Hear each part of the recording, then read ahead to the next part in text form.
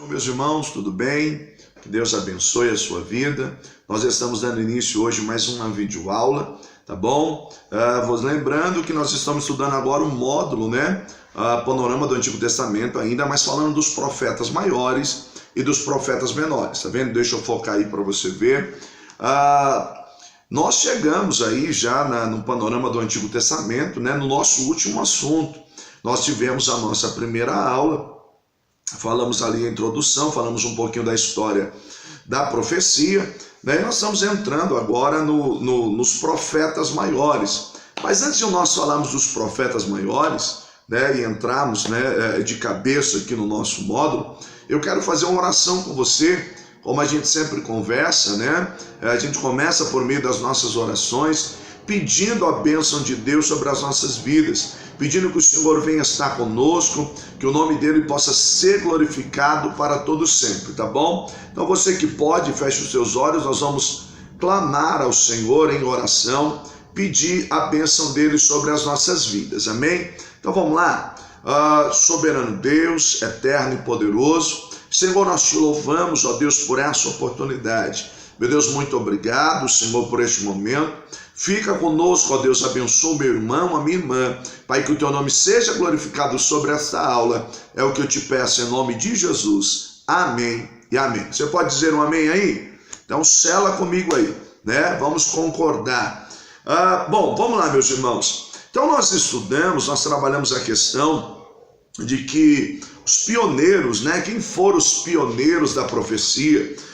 Nós falamos aí do Moisés, do Samuel e do Elias. Olhando ainda para os pioneiros da profecia, eu queria que você pegasse a tua Bíblia, por isso que eu falo, é importante nós estarmos com a Bíblia em mãos, tá bom? E eu queria aqui fazer uma reflexão com você, lá no livro de 1 Reis, capítulo de número 17. Nós vamos dar uma olhadinha para esse pioneiro da profecia, o Elias, o grande homem de Deus chamado Elias. Então nós vamos olhar para esse texto com muito carinho, pedindo a bênção de Deus sobre as nossas vidas. Bom, como nós estamos falando no nosso assunto, nós temos dentro dos pioneiros da profecia, você tem Moisés, você tem Samuel e você tem Elias. É bem verdade, como eu já tratei, que o próprio Deus chamou Abraão de profeta, Nós relatamos isso na aula passada. Aí você tem Moisés, você tem Samuel. Com Samuel, você tem assim, aquilo que nós chamamos de sombra ainda da escola de profeta, da academia de profetas, onde pessoas eram ali com um propósito, tinham um chamado, uma vocação a esse ministério, eram instruídos, separados por Deus. Você tem ainda em sombra, muito pouco, no contexto de Samuel. Mas isso fica mais claro através da vida de Elias. Quando nós vemos lá em Elias e Eliseu, onde tá ali os filhos, os profetas, e parece que Elias é uma espécie de um supervisor, porque quando ele sabe já que o Senhor vai ascender, levá-lo, tomá-lo para si, então ele passa em Betel, passa em Gigal, passa em Jericó. É a passagem onde Eliseu o acompanha e diz para ele assim: Senhor, não me deixarei. E ele pede ali porção dobrada do seu espírito. Lembrando que, isso para você entender bem, que essa ideia da porção dobrada, na verdade, não é que ele queria ter mais unção que Elias teve, não é que Eliseu queria fazer mais milagres do que Elias fez. Quando você olha para o contexto bíblico, aquele que tinha a porção dupla ou porção dobrada era aquele que tinha a porção de honra, que era o sucessor. No caso, quando um pai ia passar a liderança do clã ao filho, então o filho primogênito, o mais velho, recebia o que? A porção dobrada, ou seja, ele seria a partir dali o sucessor do seu pai, e ele tinha essa porção dupla. Então, quando Eliseu pede a Elias, ele está falando: eu quero ser o seu sucessor, eu quero seguir, dar sequência na obra que você começou como teu sucessor, como representante aqui da escola de profetas, A ideia é mais ou menos essa, tá bom? Eu disse que nós íamos olhar lá para o texto de 1 Reis 17. Então eu queria ler com você. Vamos lá? Diz assim a palavra do Senhor. Então Elias, o tisbita, dos moradores de Gileade, disse a Acabe: tão certo como vive o Senhor Deus de Israel, perante cuja face eu estou, que nem orvalho nem chuva haverá nesses anos, segundo a minha palavra. Olha que interessante. É muito comum nós olharmos para Elias e proferimos, né? Elias vem e ele diz que segundo a minha palavra não vai chover. E alguns até questionam, né? Até onde a palavra de um homem ela surte efeito, até onde um homem tem autoridade. E a partir daí, às vezes nós como professores, né, e conservadores da palavra, né, que zelam pela palavra, você também, toma um certo cuidado quando as pessoas ficam: profetiza para o seu irmão isso, profetize aquilo. O que a gente percebe muitas das vezes, e não tenha isso como uma palavra de crítica, mas uma palavra de orientação, é que parece que a coisa ficou um pouco banalizada, né? Então as pessoas ficam muito: profetize isso, profetize aquilo. E na verdade, quando você profetiza, você fala em nome de, né? Em nome de Deus.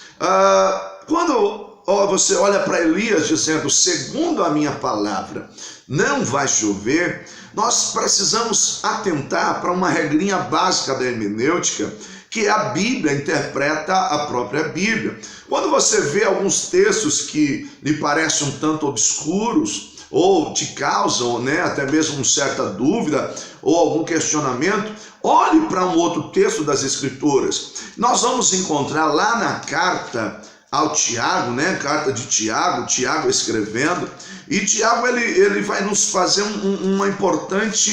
ele vai nos trazer uma importante informação acerca disso, que é justamente acerca do profeta Elias. Por quê? Porque ele vai dizer que Elias era homem sujeito às mesmas paixões que o nosso. No entanto, orou a Deus pedindo que não chovesse, e não choveu. Tiago, capítulo de número 5, verso de número 17, Elias era homem semelhante a nós, sujeito aos mesmos sentimentos, e orou com instância para que não chovesse sobre a terra, e por 3 anos e 6 meses não choveu. E aí o verso 18 diz: e orou de novo, e o céu deu chuva, e a terra fez germinar os frutos. Ou seja, o Elias, antes de falar com Acabe, ele falava com Deus. Antes de declarar, né, a sua palavra a Acabe, ele falava com Deus. E o próprio texto de Reis nos dá essa informação. Olha a informação: Elias, o tesbita, morador de Gileade, disse a Acabe: tão certo como vive o Senhor Deus de Israel, perante cuja face eu estou, ou cuja face eu habito. Elias era o tisbita. Tesbe era um vilarejozinho, um val, né, do rio, quase não aparece no mapa. Mas olha que interessante, Elias não tem genealogia, Elias não é conhecido aqui na terra, mas Elias é conhecido nos céus. Meu irmão, eu tenho uma palavra de Deus para você. Não importa se você não é conhecido aqui na terra, não importa se a sua família não é influente aqui nessa terra, quem foi o teu pai, quem foi a tua mãe, quem são os teus descendentes. Uma coisa eu sei: se você habita diante da face do Senhor, se você tem uma vida de comunhão com Deus, você é conhecido na terra, você é conhecido no céu. E se você é conhecido no céu, Deus honra a palavra que sai da tua boca aqui na terra. Oh, glória a Deus. Olha que tremendo. Verso de número 2 do capítulo 17. Veio ainda a palavra do Senhor a ele dizendo: retira-te daqui e vai para o lado oriental e esconde-te junto à torrente do Querite, fronteira ao Jordão. Olha que interessante. Deus tira Elias do palácio. Elias está profetizando no palácio, e agora Elias é mandado por Deus ao Querite. Verso de número 4, Deus diz que ele vai beber água do Querite, e Deus ordenou aos corvos que o sustentassem. Meu irmão, é impressionante como Deus tem hora que nos tira do palácio, e nos leva para junto do Querite. A palavra Querite quer dizer lugar de corte, ou cortar da medida certa. Muitas das vezes Deus vai tratar conosco desta maneira. Deus vai nos tirar dos holofotes, Deus vai nos tirar do palácio, vai nos levar a um lugar de corte, vai nos levar ao lugar para nos moldar, porque nós estamos estudando os profetas. Meu irmão, um profeta não nasce de um micro-ondas, um profeta não é feito de manhã para a tarde, ele é forjado, ele é moldado por Deus. Muitas das vezes as pessoas querem trazer sobre si esse título, eu sou profeta, mas eu lhe faço uma pergunta: até onde você está disposto a anunciar a palavra de Deus, representando ela ou pregando ela com a sua própria vida? Porque você há de concordar comigo que muitas das linguagens dos profetas, eles faziam por uma espécie de uma dramatização, ou seja, ilustravam com a própria vida. E você, eu, que muitas das vezes, eu sou um profeta, mas até que ponto nós estamos dispostos? Se você assistiu a primeira aula, você vai entender do que eu estou falando, como Jeremias, Isaías, Ezequiel, Oséias, que ilustra com a própria vida o amor de Deus, tomando a mulher de prostituição, perdoando ela. Até que ponto, né, nós ilustramos ou nós estamos dispostos a pregar com a nossa própria vida? Olha que interessante. Ele foi para lá como o Senhor mandou. Se você acompanha no texto, o verso de número 5, diz que ele foi. E pela manhã e pela tarde os corvos traziam pão e carne para ele. Quando você estuda um pouquinho sobre os corvos, você vai entender que os corvos, eles são também os animais que comem até mesmo carniça. Ele tem um certo parentesco, né, com algumas aves de rapina que pegam a carne assim. Olha que interessante. Dentro de muitas culturas, e até mesmo a oriental, o corvo era uma ave de mau agouro. Quando um corvo aparecia, havia uma certa superstição, de maneira que, será que vai haver morte? Será que vai haver isso, aquilo? Olha como Deus trabalha. Deus usa o improvável para te abençoar. Deus usa aquilo muitas das vezes que você não espera. O corvo não trazia para Elias carniça, mas o corvo trazia coisa boa a ele. Não trazia um pão levedado, um pão embolorado, trazia coisa fresca. Por quê? Porque Deus vai usar aquilo que você menos espera para te abençoar. O milagre de Deus vai acontecer sobre a tua vida. Mas o texto diz que o ribeiro secou. Olha que impressionante. Ele foi para lá cumprindo uma obediência divina, mas o ribeiro secou. Eu lhe faço uma pergunta, meu irmão. Mesmo estando debaixo da obediência de Deus, será que o ribeiro seca? Mesmo estando debaixo de uma orientação divina, será que o ribeiro seca nas nossas vidas? O ribeiro na vida de Elias secou. Mas olha que interessante, verso de número 7. Passados dias a torrente secou, porque não chovia sobre a terra.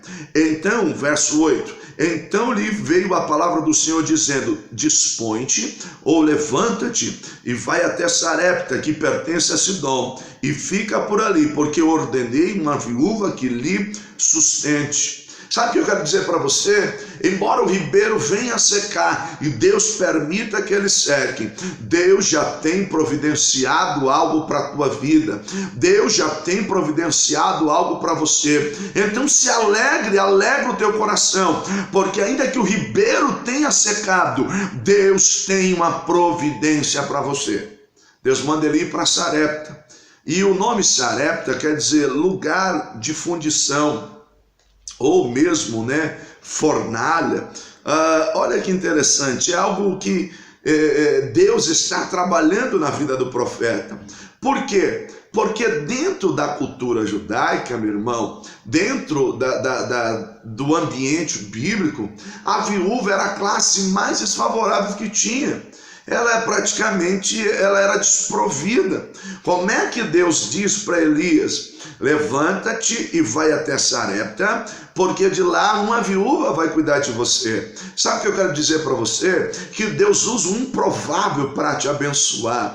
Deus usa até mesmo aquele que não tem para te abençoar. Como que é isso? É milagre de Deus, porque quando você chega, tanto você é bênção na casa onde você entrou, como você recebe o milagre, ou seja, através da vida de Elias, ele estava levando um grande milagre àquela mulher, mas ela também iria abençoá-lo. Olha que interessante isso. Continuando a nossa leitura, verso de número 10 diz assim: então se levantou e foi a Sarepta. Chegando à porta da cidade, estava ali uma mulher viúva apanhando lenha, e ele a chamou e lhe disse: peço-te, traze-me uma vasilha de água para eu beber. Olha que interessante, o Elias, ele vai beber água, ele pede para ela para beber água.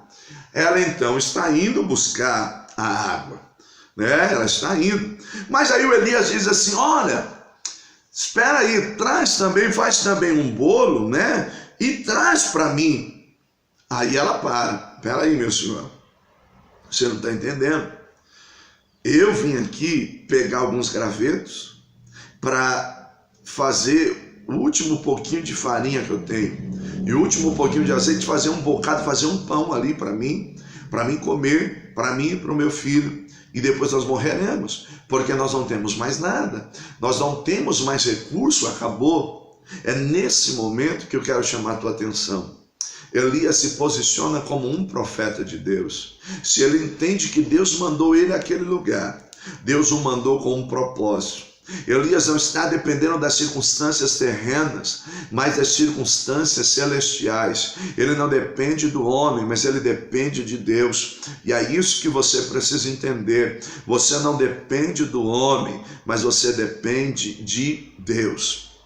Isso faz toda a diferença, porque Elias se posiciona. E aí ele diz, olha, ele se posiciona, e o verso de número 13 ele diz: não temas, vai e faze como disseste, mas primeiro faze dele para mim um bolo pequeno e me traze aqui fora, porque depois você vai, ele está dizendo, que depois você vai comer, você vai provar, porque assim diz o Senhor. Olha que tremendo isso, irmão. Olha como ele se posiciona como profeta, ele não foi lá em vão, porque assim diz o Senhor, Deus de Israel: a farinha da tua panela não se acabará, e o azeite da tua botija não faltará, até que o Senhor fizer chover sobre a face da terra.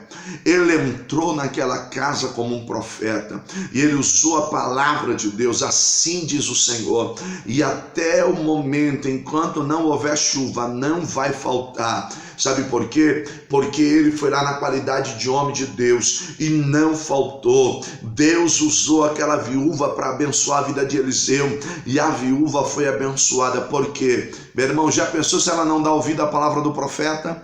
Ela poderia perder a oportunidade que tinha, mas ela deu ouvido. Ela deu ouvido e ela fez, ela creu, ela acreditou, e Deus honrou. Deus vai honrar a palavra que sair da tua boca. Deus vai honrar o propósito do teu coração. Meu irmão, palavra poderosa, né? Tinha muita coisa para nós meditarmos, mas eu quero trazer só essa reflexão para você. Vamos continuar aqui então. A partir de Elias, você tem o quê? Eliseu e os pioneiros da profecia, né? Então Moisés, Samuel e o próprio Elias. Continuando, irmão, do nosso estudo, nós vamos falar agora dos profetas maiores. Você lembra quem são os profetas maiores? Está lembrado quem são eles? Né? Isaías, Jeremias, Lamentações, Ezequiel. Então nós temos que trabalhar agora Daniel, nós temos que trabalhar os profetas maiores. Vamos lá? Então nós vamos começar pensando aqui no primeiro dos profetas maiores que eu quero falar com você, é o profeta Isaías. Isso mesmo, profeta Isaías. Nós vamos dar uma olhadinha aqui na vida do profeta Isaías, em que época que ele viveu, como se deu a sua chamada. Lembrando sempre que é uma visão panorâmica, meu irmão. Nós estamos trabalhando aqui numa visão panorâmica, mas é muito bom. Vamos lá. Isaías viveu no turbulento período assírio, presenciando o cativeiro do seu povo. Ambos os reinos, reino do norte, né, Israel, e reino do sul, Judá, haviam experimentado o poder e prosperidade. Eles chegaram num ápice muito grande. Mas, infelizmente, por conta da desobediência, você tem Israel governada por Jeroboão e depois por outros 6 reis de menor importância. Eles haviam aderido ao culto pagão, trouxeram para dentro de Israel o culto pagão. Como nós vemos mesmo na passagem do próprio Elias, Acabe introduz o culto a Baal, né, por conta de sua esposa Jezabel. Então, vamos lá. Aí o que acontece? Judá, no primeiro período, né, então ele vai ter aí Uzias, Jotão, Ezequias, que permaneceram em conformidade com a aliança mosaica. Porém, gradualmente, o rigor foi diminuindo, causando um sério declínio moral e espiritual. Vai surgir em Israel lugares secretos de cultos pagãos, que passaram a ser tolerados. O rico oprimia o pobre, as mulheres negligenciavam as suas famílias na busca de prazer carnal. Você vai ter uma série de coisas que vai começar a acontecer. A partir daí, Deus começa o quê? Preparar o cenário para que os profetas comecem a surgir. E aí nós temos, no meio de tudo isso, o profeta Isaías, né? Você tem nesse contexto já em Israel muitos falsos profetas que procuram agradar os homens que o alistaram, né? Os homens eles comiam, né, da coroa. As nações pagãs também tinham seus profetas. Próprios reis de Israel, desviados dos caminhos do Senhor, surgem profetas que profetizavam para agradar-lhes, né? Tudo isso deixava claro e patente aos olhos do profeta Isaías que os princípios da aliança estavam sendo quebrados, né? Havia sido violada. Aí você tem lá em Deuteronômio 30, do 11 a 20, você vai perceber isso. Aí Deus vai levantar profetas para trazer um julgamento que era inevitável, tanto para Judá como para Israel. Ou seja, a consequência da quebra da aliança, né, o fato deles se desviarem da aliança, isso ia trazer consequências sobre o povo. Vamos lá, Isaías e os profetas maiores. Israel, reino do norte, agora sempre quando eu falar Israel, né, eu estou fazendo uma referência ao reino do norte. Nós já estamos no reino dividido. Você que acompanha, está estudando conosco desde o começo, então você já tem que entender que o reino se dividiu. Reino Unido, Saul, Davi, Salomão. Posterior à morte de Salomão, Roboão sobe ao trono, e aí, Deus já havia falado, né, mas o reino vai se dividir em Roboão, que aí vai ter Jeroboão de um lado e Roboão do outro. Isaías ele vai ter a sua vocação aproximadamente no ano 740 a.C. Perceba, por isso que eu disse que ele vai ver a queda do reino do norte. Por quê? Porque o reino do norte vai cair no ano 722 a.C., invadido pela Síria, né? Então o profeta Isaías ele tem a sua vocação ali no ano 740 a.C. O chamado profético de Isaías, ele veio no ano 740 a.C., quando ele teve a visão na qual vislumbrou a majestade de Deus, né? Bem como a sua própria pecaminosidade. Está lá em Isaías, capítulo de número 6, que diz assim, ó, o primeiro verso: no ano em que morreu o rei Uzias, eu vi o Senhor assentado sobre um alto e sublime trono, e as abas de suas vestes enchiam o templo. Serafins estavam por cima dele, cada um tinha 6 asas, com 2 cobriu o rosto, com 2 cobriu seus pés, e com 2 voavam, e clamavam uns aos outros, dizendo: Santo, Santo, Santo é o Senhor dos exércitos, toda a terra está cheia da sua glória. Olha que interessante, no ano em que morre o rei Uzias, é que a sua vocação profética, né, no ano aproximadamente 740, se dá ali o seu chamado profético. Muitos escrevem dizendo que Isaías ele tinha um parentesco com Uzias, né, que ele era alguém ligado à corte. A tradição nos diz isso, você não tem muito como provar, mas muitos eruditos defendem essa posição, que Isaías era alguém que estava ali junto à corte.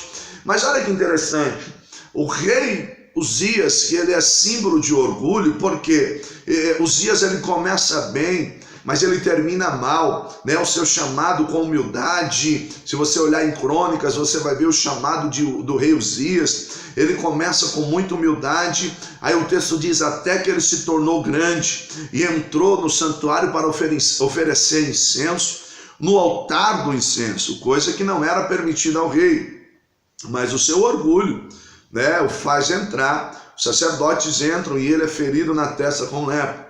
Quando Uzias morre, Isaías tem o seu chamado. Eu quero aqui usar uma tipologia para nos falar de Uzias como aquele que está sentado no trono da nossa vida, né? Porque muitas das vezes aquele que está sentado no trono da nossa vida está leproso. O meu eu quero usar uma expressão aqui para você entender, o meu ego, e muitas das vezes o meu eu precisa morrer para que o Senhor possa aparecer e revelar o chamado dele sobre as nossas vidas. Por quê? Porque quando Isaías vislumbra todo esse chamado de Deus, o trono de Deus, ele não mais diz, ai de fulano, é de ciclano, mas ele diz, ai de mim. Isaías consegue enxergar a sua iniquidade, porque o homem só consegue enxergar onde ele está quando seus olhos se abrem para Deus, quando ele contempla a grandeza do Senhor. E essa é a minha palavra para você nesta tarde, e para mim, nesse momento que você está ouvindo, se é à tarde ou se é de manhã. Queridos, muitas das vezes Uzias tem que sair do trono para que o Senhor possa revelar o trono dele a nós, porque o que Isaías contemplou foi o trono de Deus. Então tira Uzias do trono, porque está leproso, está morrendo, e coloca Deus no trono da tua vida, para que você possa abrir os olhos e contemplar o trono de Deus e enxergar aonde é que você está. Oh, meu irmão, palavra poderosa, tem muita coisa, mas vamos continuar aqui pensando no Isaías. O autor do livro do profeta Isaías, vamos lá. Isaías tem sido o autor do livro que leva o seu nome, embora seja contestada essa afirmação na atualidade. O Talmud afirma que Amós, pai de Isaías, era irmão do rei Uzias, e que este profeta teria sido cerrado ao meio pelo iníquo rei Manassés. Isso não é difícil de acontecer. A tradição afirma isso. E aí quando você olha para Manassés, foi o pior rei, né? Embora depois ele vai se arrepender, tem oração, ele faz. Mas realmente a Epístola aos Hebreus nos diz que alguns foram cerrados ao meio.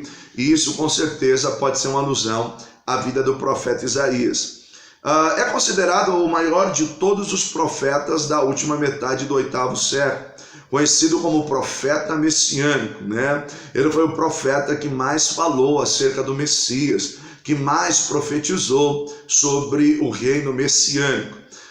Filho de Amós, ele teria nascido por volta de 760 a.C., de família nobre de Judá, como eu já falei, recebeu a vocação de profeta em 740 a.C., e profetizou em Jerusalém durante os reinados de Uzias, Jotão, Acás e Ezequias, e provavelmente Manassés. Então a autoria possivelmente seja mesmo do Isaías, e aí nós trouxemos esse breve relato, né, de uma família influente.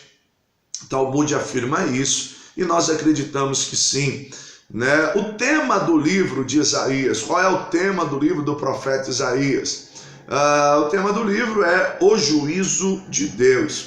Então ele vem anunciando o juízo de Deus, embora que você tenha ali, o livro do profeta Isaías também é conhecido como a mini Bíblia, né? A pequena Bíblia. Por que ele é conhecido assim? Porque você tem aí os 39 primeiros capítulos. Você tem ali uma palavra de juízo, uma palavra de orientação. Depois os últimos 27, os 39 primeiros capítulos, depois você tem os 27 capítulos, vai nos falar de um momento de redenção, né? Por isso é conhecido como a mini Bíblia. A Bíblia, o Antigo Testamento, 39 livros, o 9, 27 livros. E por aí vai as suas coincidências. Conteúdo de Isaías. Vamos lá, Isaías conclamava o povo a abandonar a vida de pecado, ao mesmo tempo os advertia sobre o julgamento e a punição futura como castigos divinos. Sua mensagem se destinava a ajudar, né, Israel e as nações pagãs vizinhas. Perceba que quando você lê o livro do profeta Isaías, você vai ver que ele profere alguns oráculos às nações vizinhas, às nações pagãs também, não só a Israel ou a Judá. Contém vários oráculos ou mensagens constituídas de acusações. Há ainda algumas passagens apocalípticas, tudo escrito no estilo nobre e clássico, né? O profeta ele foi cauteloso em mostrar que o juízo de Deus revela não sua arbitrariedade, mas a sua justiça. O livro do profeta Isaías tem ainda um capítulo bem interessante, né? Que ele é muito trabalhado à luz de Ezequiel, que é um texto que faz referência, né, ao inimigo das nossas almas, né, a Lúcifer, né? Lúcifer é uma palavra latina, né, mas é iluminado, luz, que era um anjo de luz. Isaías 14, verso 12 diz assim: como caíste do céu, ó estrela da manhã, filha da alva, como foste lançado por terra, tu que delimitava as nações, tu que dizias no teu coração: eu subirei ao céu, acima das estrelas de Deus, e exaltarei o meu trono, e no monte da congregação me assentarei nas extremidades do norte. Subirei acima das mais altas nuvens, e serei semelhante ao Altíssimo. Contudo serás precipitado para o reino dos mortos, no mais profundo abismo. Olha que interessante. Esse texto é uma referência, né, ao império da Babilônia, mas também é muito usado, aplicado ao contexto da situação do inimigo das nossas almas, que ele quis ser maior do que Deus e o Senhor o precipitou abaixo. Então é muito usado esse texto à luz também de Ezequiel, né, trazendo essa comparação, e alguns afirmam, né, que faz sim uma referência ao Império Babilônico, mas também ao inimigo das nossas almas. Então é muito rico o livro do profeta Isaías. Vamos lá. Devido à idolatria e imoralidade, o povo de Deus havia se tornado como as demais nações, em orgulho, em egoísmo.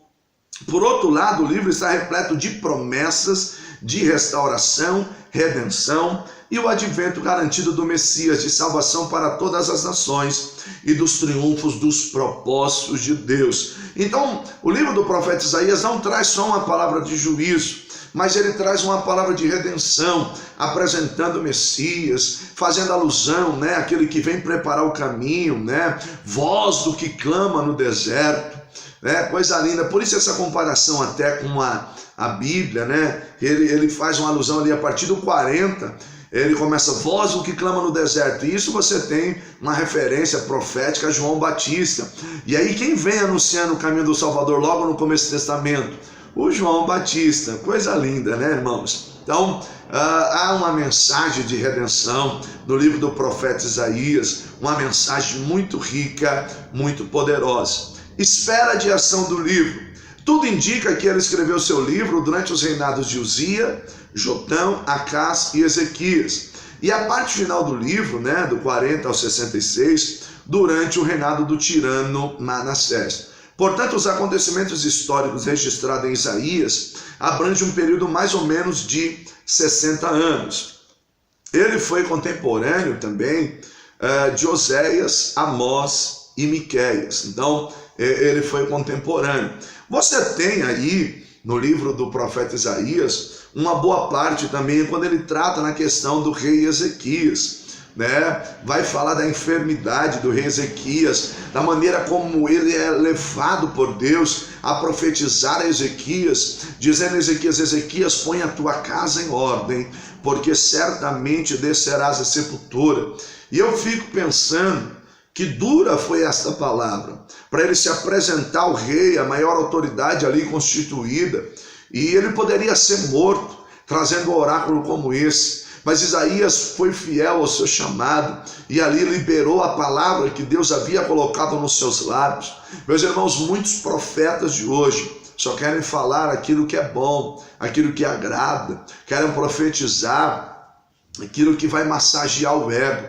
Mas o profeta Isaías, ele anunciou o oráculo de Deus, uma palavra profética, uma palavra forte, uma palavra revelada, uma palavra tremenda, uma palavra onde o nome de Deus foi glorificado, aonde o nome de Deus foi exaltado e engrandecido, né? Vamos lá? Mas depois o que acontece? O rei Ezequias ora ao Senhor, e Isaías não havia nem saído do pátio. Deus então fala ao profeta: volta lá. Olha a sensibilidade deste profeta, porque Deus acaba de mandar ele anunciar um oráculo dizendo que o homem vai morrer. Ele mal sai do palácio, Deus manda ele voltar e dizer que o homem vai viver. Ou seja, dá para pensar o quê? Quem está certo? Foi a primeira vez ou foi a segunda? A primeira foi da carne ou a segunda, meu irmão? Ele tinha sensibilidade. Deus mudou o cativeiro de Ezequias porque ele se prostrou e se humilhou ao Senhor. Ele clamou ao Senhor. Ou seja, Deus ouve a tua oração. É tempo de nós nos quebrantarmos na presença do Senhor e suplicarmos a sua misericórdia. Tá bom? Pessoas chaves no livro de Isaías. Isaías é a pessoa-chave no seu livro. Aí nós temos o esboço de Isaías, né? A profecia de denúncia e o convite. Você tem lá no capítulo 1 até o capítulo 13, mensagem, julgamento e promessa, as mensagens concernentes ao Emanuel, ao Machia, né? A mensagem do Emanuel, Deus conosco, né? O maravilhoso conselheiro, Deus forte, Pai da eternidade, príncipe da paz, a mensagem que a virgem daria luz, mensagem poderosa. Por isso ele é o profeta messiânico. Você tem também, né, como eu já tratei, o texto onde ele vai falar com Ezequias, né? E aí você tem as profecias de consolo e paz, que vai do 40 ao 66, onde ele vem anunciando todo esse contexto. Livro do profeta Isaías é um livro muito rico, é um livro muito poderoso, um livro maravilhoso de se trabalhar. Eu quero ainda olhar para o livro no capítulo 44. Se você está com a sua Bíblia, né, nós trouxemos aí essa visão panorâmica de quem foi Isaías, em que época ele profetizou, quando se deu a sua vocação. Mas eu quero ainda olhar para o texto de Isaías 44, que diz assim, ó: agora, pois, ouve, ó Jacó, servo meu, ó Israel, a quem escolhi, assim diz o Senhor que te criou e que te formou desde o ventre e que te ajuda. Não temas, ó Jacó, servo meu, ó amado a quem escolhi, porque derramarei água sobre o sedento e torrente sobre a terra seca.